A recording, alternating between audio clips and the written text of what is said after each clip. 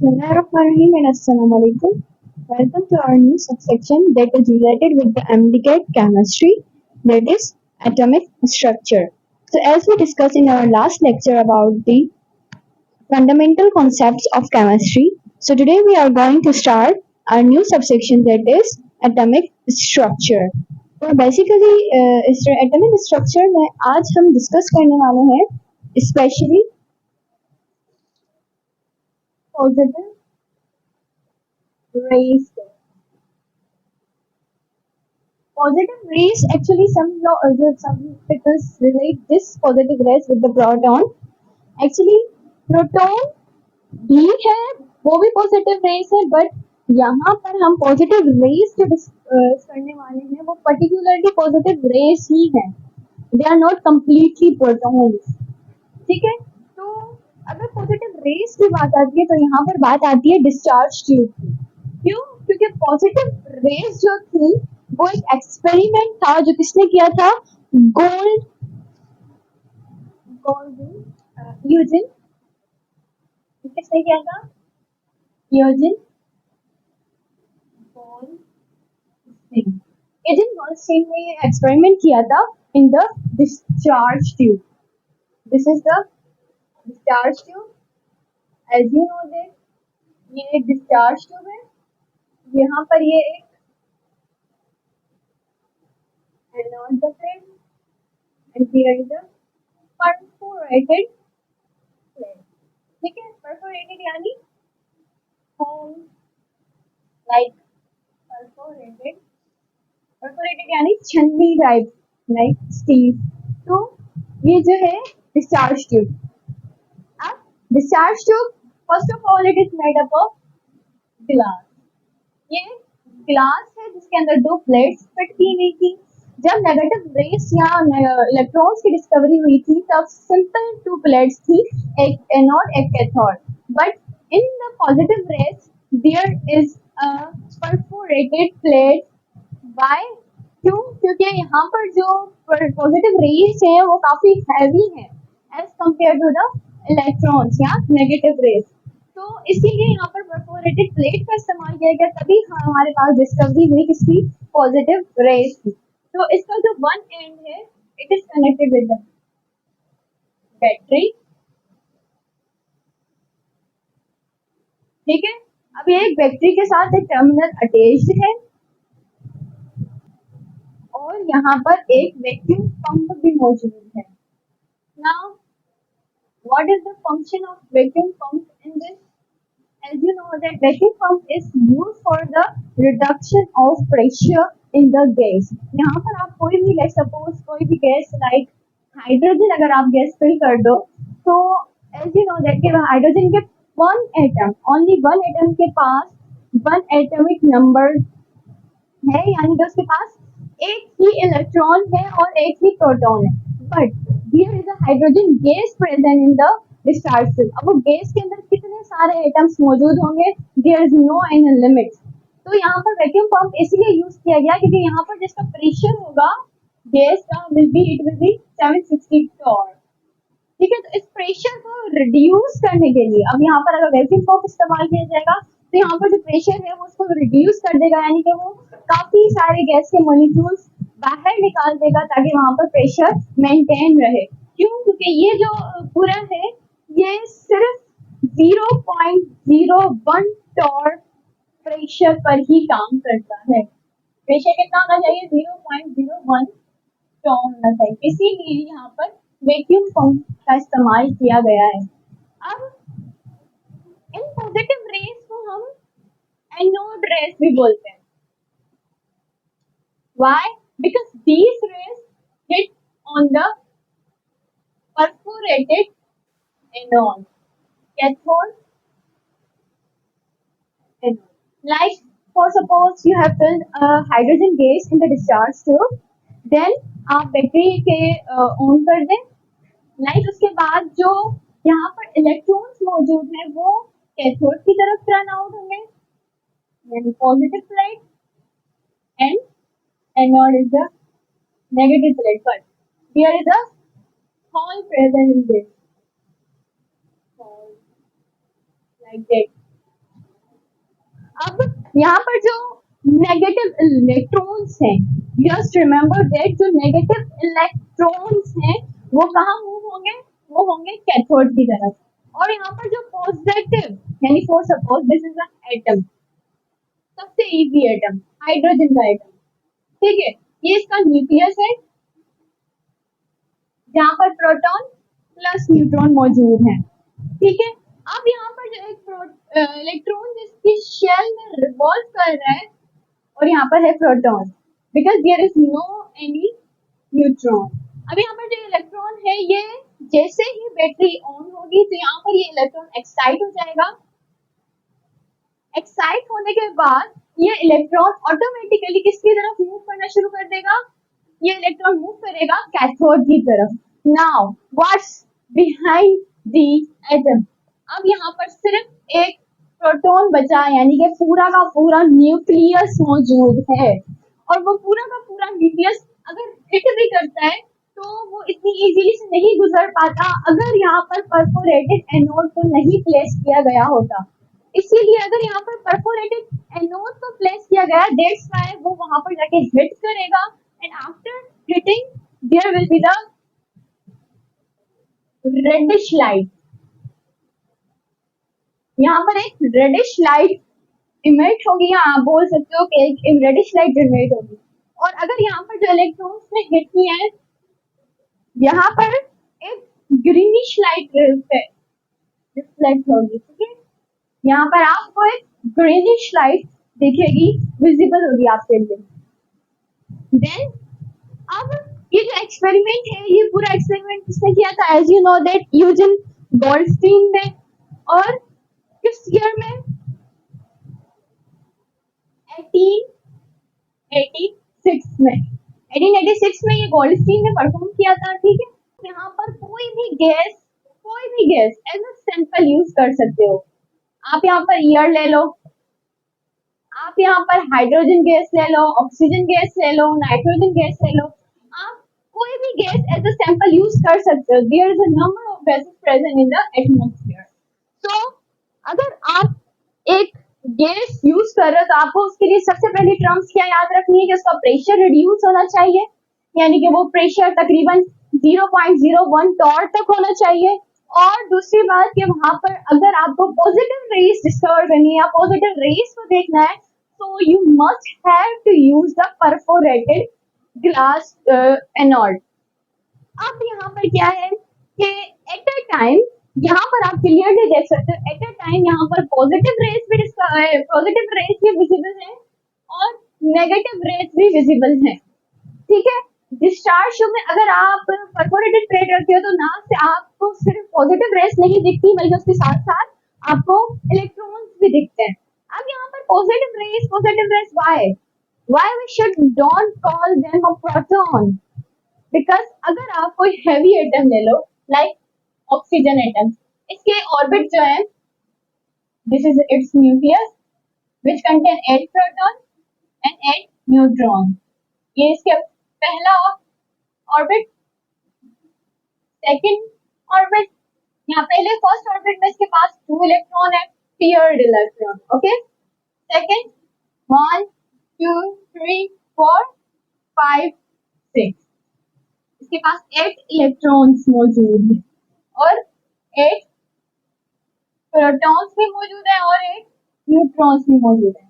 अब यहाँ पर आप क्लियरली देख सकते हो, फॉर सपोज इसके इलेक्ट्रॉन्स एक्साइट होते हैं, अगर इसका ये वाला इलेक्ट्रॉन एक्साइट होता है और ये निकल जाता है, ठीक है, रिड्यूस हो जाता है, बाकी वहां पर क्या बचेगा, यहाँ पर बचेगा ऑक्सीजन का एक आयन। अब यहाँ पर जो इलेक्ट्रॉन एमिट होके गया है, एक्साइट होके गया है कैथोड की तरफ, बाकी जो पूरा एटम है वो किसकी तरफ जाएगा, वो जाएगा इसकी तरफ।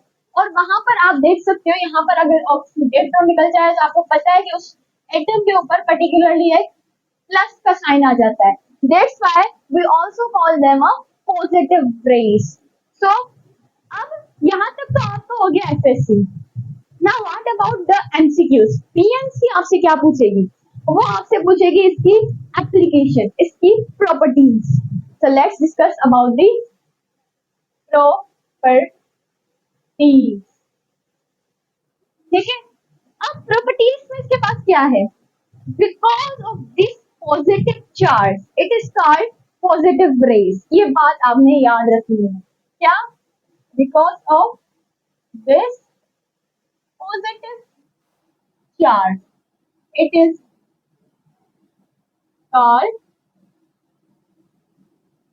Positive raise. बिकॉज आपने यहाँ पे देखा कोई पर्टिकुलरली प्रोटॉन यहाँ पर एक्साइट होकर जाके प्रोपोर्टेटेड एनोड पर नहीं हिट कर रहे, यहाँ पे जो पूरा का पूरा एक आयन है, पॉजिटिव आयन क्रिएटेड जो है वो एटम, वो जाके हिट कर रहा है।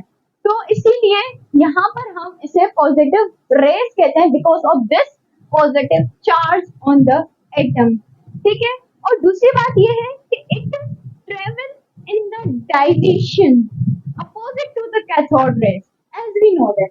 यहाँ पर पूरा ड्रॉप किया है कि ये जो कैथोड है इसके अपोजिट ट्रेवल करता है, ट्रेवल इन डायरेक्शन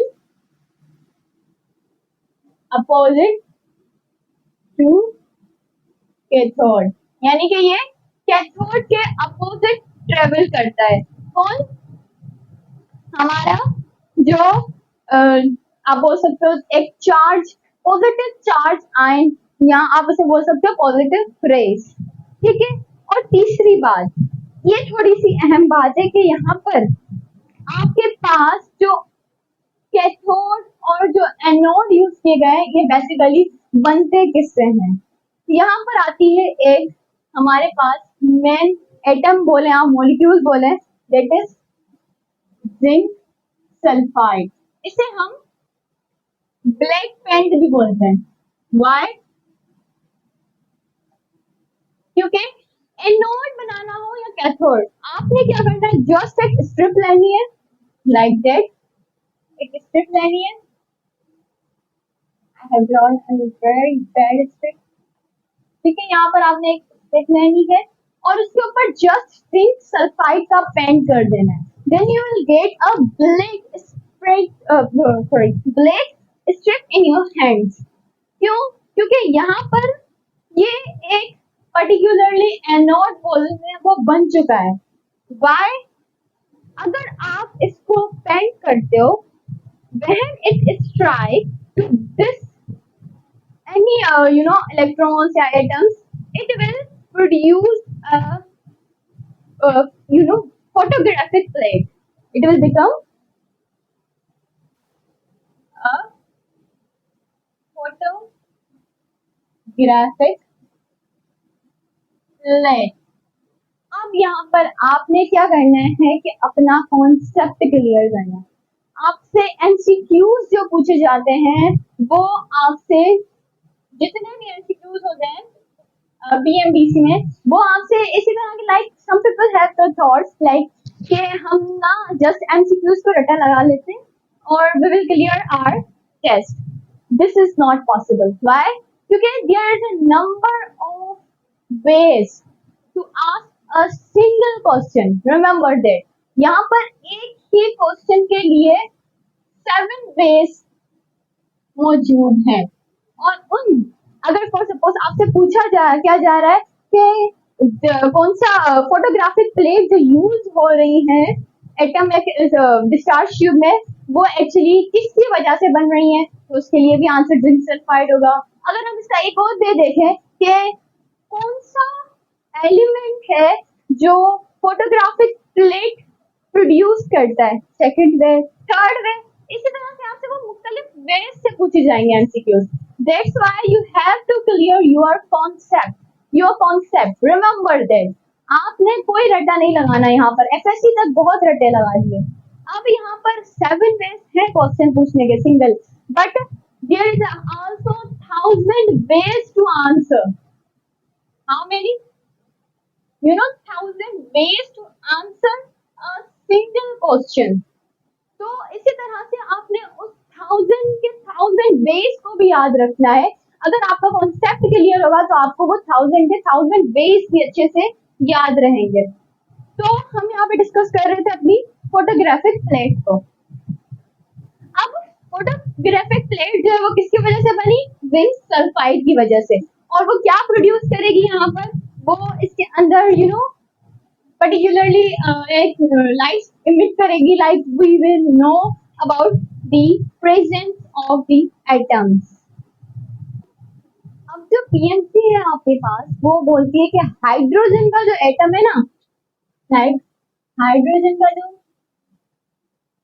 एटम है उसे आपने अच्छी तरीके से खंगाल लेना है, बिल्कुल अच्छी तरीके से। लाइक अब यहाँ पर हाइड्रोजन का एटम है, फॉर सपोज, वो कौन सी कैथोड रेस प्रोड्यूस करेगा? नंबर फर्स्ट, इसकी कैथोड रेस कौन सी होंगी और इसकी एनोड रेस कौन सी होंगी? ठीक है, एक क्वेश्चन ये हो गया हमारे पास। दूसरी बात, let's suppose other atom like oxygen atom, ठीक है, तो इसके कैथोड रेस क्या होंगी और इसकी एनोड रेस क्या होंगी? अब यहाँ पर हम एक बहुत ही इम्पोर्टेंट पॉइंट को डिस्कस करने वाले हैं, बहुत ही इम्पोर्टेंट, स्टार पॉइंट, के let's suppose a hydrogen atom in the discharge tube. This is what, this is the discharge tube, ठीक है। अब यहाँ पर हमने एक हाइड्रोजन की गैस को फिल कर दिया, लाइक सपोज, ओके। अब हाइड्रोजन का एटम देखते हैं, proton 1, no any neutron and 1 electron revolving around the nucleus। अब यहाँ पर क्या होगा, यहाँ पर जो इलेक्ट्रॉन है वो एक्साइट होकर कहाँ जाएगा? कैथोड की तरफ, ठीक है। और जो ये 1 प्रोटॉन, रिमेम्बरिंग प्रोटॉन, ये हिट करेगा इन परफोरेटेड एनोड की तरफ, और यहाँ पर हमें पता है कौन सी लाइट प्रोड्यूस होना है, यहाँ पर होना है रेडिश में, रेड में, यहाँ पर होना है ग्रीन में। अब बात आती है कैथोड रेस की, तो हाइड्रोजन के एटम के अंदर कैथोड रेस कौन सी है? इट इज ओनली इलेक्ट्रॉन्स, ठीक है। और एनोड रेस कौन सी है? यहाँ पर हमें पता है इट इज, यहाँ पर इलेक्ट्रॉन निकल गया तो क्या बचा बाकी? प्रोटॉन, ठीक है। अब ऑक्सीजन का आइटम सपोज करते हैं, let's again draw a discharge tube. This is discharge tube, cathode, perforated anode and oxygen gas. अब यहाँ पर ऑक्सीजन का एटम हम ड्रॉ करके देखते हैं, 8 protons, 8 neutrons, 2 orbit K and L। K is completely filled और L में 2 इलेक्ट्रॉन्स की वैलेंसी है। अब यहाँ पर क्या होगा, यहाँ पर जो इलेक्ट्रॉन है वो सपोज करें ये एक्साइट हो गया और इसने जाके हिट किया किसकी तरफ? कैथोड की तरफ। यानी यहाँ पर जो कैथोड रेस है वो क्या है? वो आपके पास इलेक्ट्रॉन्स है। What about the anode rays? अब जो आपके पास डिस्चार्ज ट्यूब है उसमें एनोड रेस क्या होंगी अगर ऑक्सीजन की गैस आप फिल कर देंगे? बाकी क्या बचा यहाँ पर?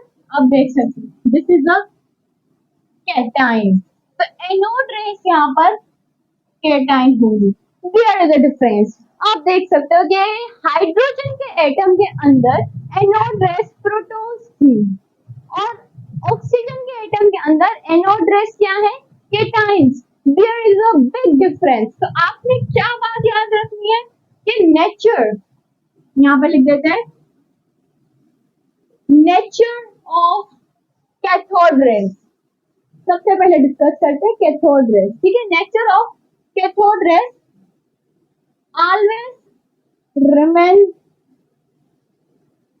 same in any atom। अगर आप कोई भी गैस या कोई भी एटम फिल करोगे डिस्चार्ज ट्यूब के अंदर, तो जो नेचर है कैथोड रेस का वो हमेशा सेम ही रहेगा, यानी कि वहां पर आके सिर्फ और सिर्फ इलेक्ट्रॉन्स ने ही हिट करना है। Now what about the anode rays?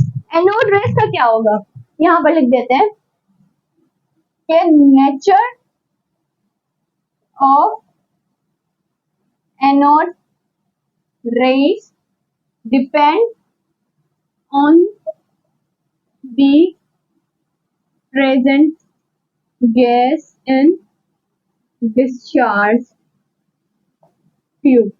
अब डिस्चार्ज ट्यूब में किसी भी किस्म की जो गैस मौजूद है उसके ऊपर आपकी एनोड रेस डिपेंड करती है। For suppose you have asked a question like कि एनोड रेस हाइड्रोजन के एटम में कौन सी होती हैं, तो आपको पता है उसका जो बेस्ट रिस्पॉन्स होगा it will be the proton. और अगर आपसे ये पूछा जाए कि ऑक्सीजन के एटम के अंदर एनोड रेस कौन सी होती है, तो it will be the cations. ये है आपकी पीएमसी। अब यहां तक हमने डिस्कस किया किसको, हाइड्रोजन के अंदर। एक और मेन पॉइंट है, वो क्या है, the less mass the gas have, the more will be the E per m ratio। Now what is the E per m ratio? यानी कि चार्ज पर मास रेशियो। जितना इस गैस का कम मास होगा, हाइड्रोजन का मास कितना है 1 AMU और ऑक्सीजन का मास कितना है 16 AMU। तो जिसका कम होगा मास उतनी उसकी E पर m वैल्यू कम होगी। Now what is the E per m value? It is the charge per mass ratio। अब चार्ज पर मास रेशियो क्या है, आपको किसी भी चार्ज का मास रेशियो को कैलकुलेट करना है तो आपके पास यही फॉर्मूला है E per m, यानी कि जो भी चार्ज है, फॉर सपोज आपने एक इलेक्ट्रॉन का फाइंड करना है, तो इलेक्ट्रॉन की हमें पता है कि उसकी जो चार्ज वैल्यू वो कितनी होती है 1.602 into 10 raised to power minus 19। 1.602 into 10 raised to power minus 19। ठीक है, और प्रोटॉन की भी आपको पता है सेम ही होता है, इन दोनों का चार्ज का मास जो है वो सेम है। Now you have to calculate let's suppose a gas of like hydrogen gas. Hydrogen gas, अगर हम हाइड्रोजन गैस की बात करें तो इसका हाइड्रोजन गैस की बात करें तो इसका मास कितना होगा 2mu। अगर हम ऑक्सीजन गैस की बात करें तो इसका मास कितना होगा 32 AMU।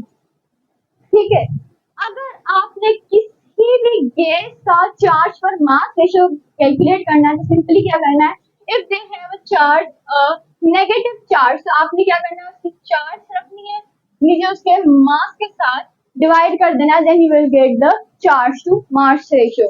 और ये एमसीक्यूज में पूछा जाता है। फॉर सपोज वो किसी भी एटम का आपको किसी भी मॉलिक्यूल का आपको चार्ज उठाकर वो दे देंगे, पहले तो बोलेंगे कि लाइक हाइड्रोजन गैस है उसका चार्ज पर मास रेशियो कैलकुलेट करें, लाइक अब वो इतना टाइम तो नहीं होगा, लाइक वो आपसे ये पूछ सकते हैं कि किस गैस का कितना ज्यादा मास रेशियो है, चार्ज पर मास रेशियो या कितना कम मास रेशियो है। तो आपने ये पॉइंट याद रखनी है कि जितना मास लेस होगा या मास कम होगा उतना ही उसका चार्ज पर मास रेशियो ज्यादा होगा। क्या याद रखनी है आपने कि जितना उसका मास कम होगा उतनी उसकी चार्ज पर मास रेशियो ज्यादा होगा। लाइक हाइड्रोजन, सपोज करते हैं we have a atom hydrogen gas, oxygen gas, nitrogen gas. अब हाइड्रोजन का क्या है हमारे पास 2, ऑक्सीजन का क्या है हमारे पास 32, नाइट्रोजन का सिंगल एटम हमारे पास 14 का होता है, 14 + 14 28।